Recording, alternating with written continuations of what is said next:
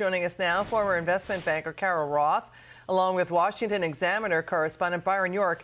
Thank you both for joining us tonight. We really appreciate it. First to you, Carol, are we going deeper into a bear market?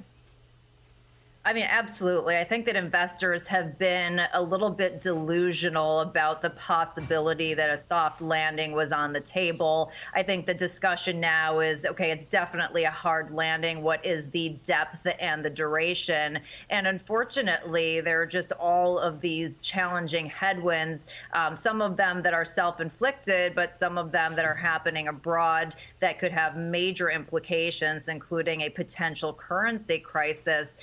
If energy prices were to reverse, and that could have impact on hard assets in the U.S. So unfortunately, Liz, I don't think we are going to be through the pain for quite some time. You may get a little bit of a bounce here and there, but I would hold tight for a while. Got it. Okay, we're going to watch Biden's former top spokesperson, Press Secretary Jen Psaki. She's out with her new shock take about her former boss, and you're going to see her former boss being President Biden. You're also going to see Nancy Pelosi get booed here in New York City. Watch this.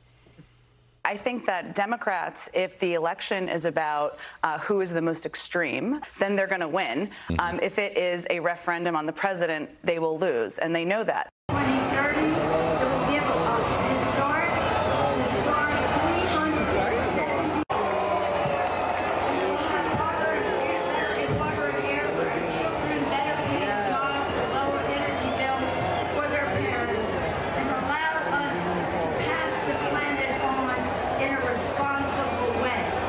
Byron, your take on both of those events? Well, on the second one, I mean, it was a concert. Who wanted to see Nancy Pelosi show up? It's not like they would have cheered Kevin McCarthy if he'd shown up either. I mean, it was just the wrong place for her to be. But it was a global, it was a global kind of climate change initiative concert. You know what I mean? It was. Yeah. So go ahead, keep going.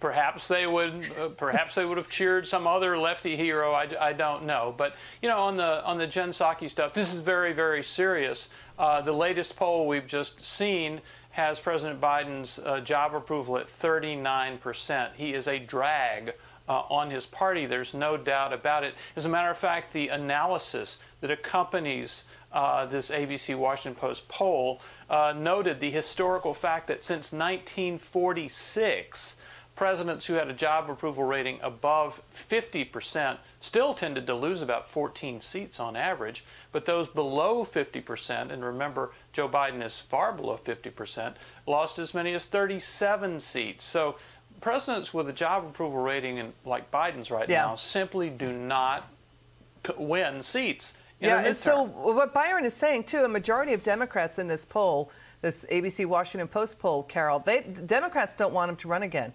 Biden told 60 Minutes it remains to be seen if he will run again. And inflation is the big problem, but the media and the Democrats now claiming illegal immigration will fix inflation. Yeah, so it's a weird thing. I mean, we definitely have a supply side issue. I don't think illegal immigration is a fix, Liz, but legal immigration, something that benefits the American citizens, actually is. If you go back to the policies that we've had, fiscal policies and government policies over the last couple years, we've had a terrible loss of jobs, first from retirees, some of whom may come back now because their 401ks and their home equity is getting beaten up, but also legal immigration. If we were on the same trajectory without COVID, we would have millions more legal immigrants, including about 1 million who are college educated. Yeah. So we do need to fix that, but not in a vacuum, because we have no place for them to live. We don't have enough energy. So it's the whole supply side that needs some real fixing. So, the other thing, too, is to Carol's point, Byron, it's as if the Democrats want to make the midterms about abortion, the January 6 hearings, Trump, when voters are saying it's about inflation, crime, gas, energy, and the border. I mean, we had an out-of-control mob ransack and loot a Wawa in Philadelphia Saturday night. The polls show the midterm is going to be very much about inflation and crime and shutdowns. But a number of Democrats, Byron, are being talked about as replacing Biden in 2024, but they don't look so hot either. They were for things like shutting down the economy, like Governors Gretchen Whitmer and Gavin Newsom, or defunding the cops like AOC, and that led to a massive crime wave. By the way, Byron, let's have you react to former Press Secretary Psaki say Democrats are in danger about crime, and you're going to see Vice President Kamala Harris 2 years ago say claim you can't stop crime with more cops on the beat. Watch this. Crime is a huge vulnerability for Democrats. I would say one of the biggest vulnerabilities. It is outdated. It is wrong-headed thinking to think that the only way you're going to get communities to be safe is to put more police officers on the street. What we have to do, and what we will do, is reimagine public safety. Did they do a good job reimagining public safety, Byron? As I said, that does not age very well. You know, crime is a huge issue because, one, it's going up. People are in greater danger.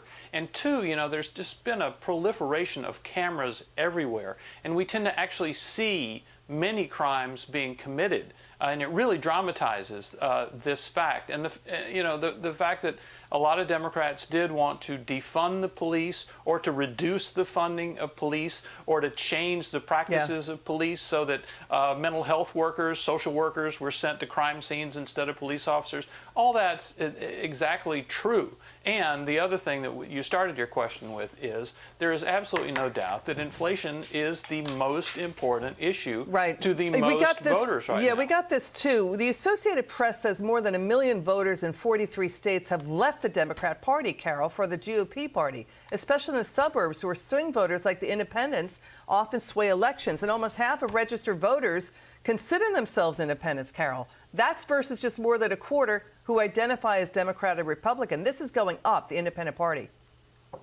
Yeah, I think that people have really seen the impact of the decoupling from reality. All of these things that sounded nice and great in reality led to a bad outcome. And now that it's in their backyard, they realize this is foundational. If we do not get the economy under wrap and crime under wrap, we're in big trouble. Carol, Roth, and Byron York, thank you so much for joining us tonight. It's great to have you both on.